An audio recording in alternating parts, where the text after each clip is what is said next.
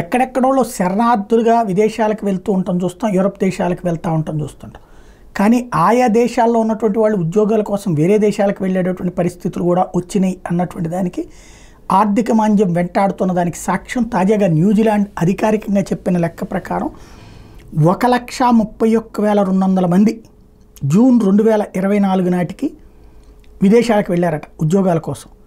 ఇందులో 80,174 మంది సిటిజన్షిప్ను వదులుకోవడానికి కూడా సిద్ధపడ్డారట. ఇది కోవిడ్-19 పాండమిక్ తర్వాత జరుగుతున్నటువంటి అతిపెద్ద అంశం. ఎస్పెషల్లీ బ్యాంకులు వడ్డీల రేట్లు పెంచడం ఇంపాక్టు ప్లస్ అక్కడ కరోనా తర్వాత ఎదురవుతున్నటువంటి పరిస్థితుల కారణంగా ఇలా తలెత్తుతోంది అన్నటువంటి విషయాన్ని చెప్తున్నారు. వాస్తవంగా 1999 తర్వాత ఇలాంటి సంక్షోభం ఇదే మొదటిసారి అని చెప్తున్నారు.